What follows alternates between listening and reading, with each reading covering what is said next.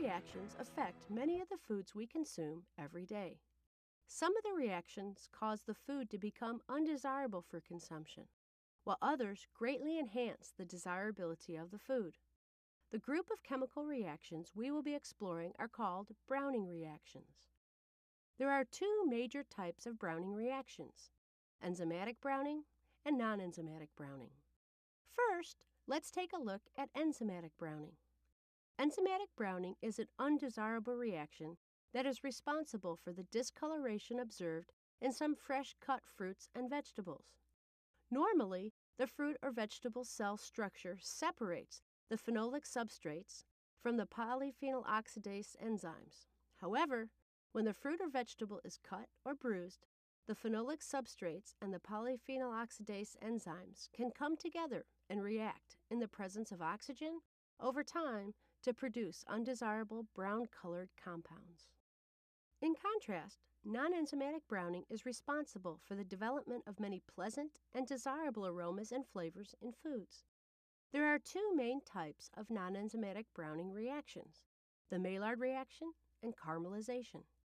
The Maillard reaction begins with a reaction between the carbonyl group of one reducing sugar, such as glucose, and a free amino group from an amino acid, such as lysine, or from a protein, to produce N-glycosylamine.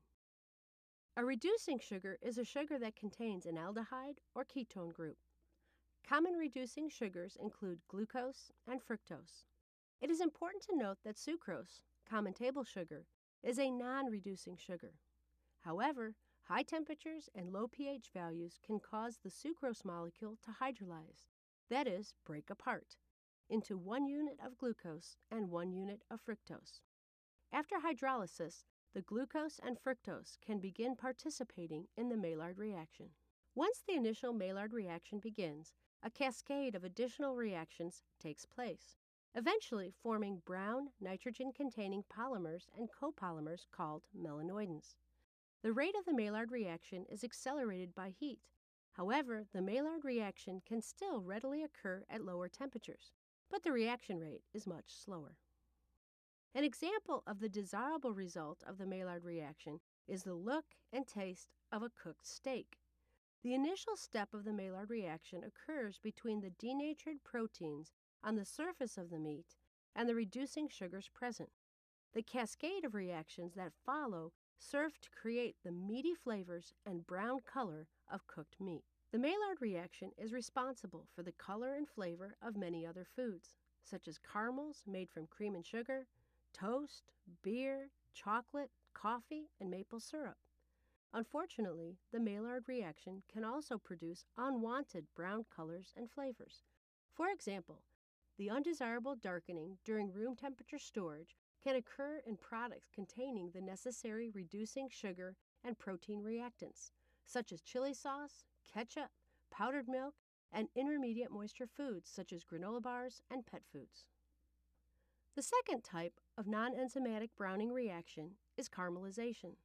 Caramelization is a complex series of chemical reactions that occur when a sugar is heated to a temperature greater than its melting point. An example of caramelization is the making of a caramel glaze by heating crystalline sucrose in a pan with some water.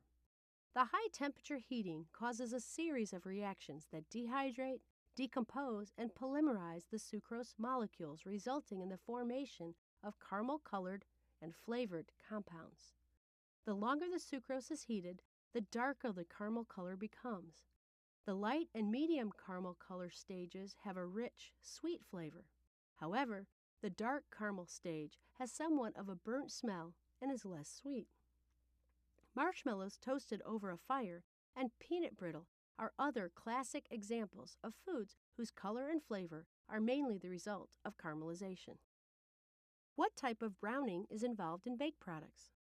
The wonderful smelling, golden brown, flavorful, and slightly crisp surface of breads, cakes, and cookies is the result of both the Maillard reaction and caramelization. The brown crusted surface of baked products not only tastes good, but also helps retain moisture, extending its freshness. To summarize, enzymatic browning requires the action of an enzyme. There are two types of non-enzymatic browning reactions: the Maillard reaction, which requires a reducing sugar and an amino group, and caramelization, which requires sugar and heat but no amino group.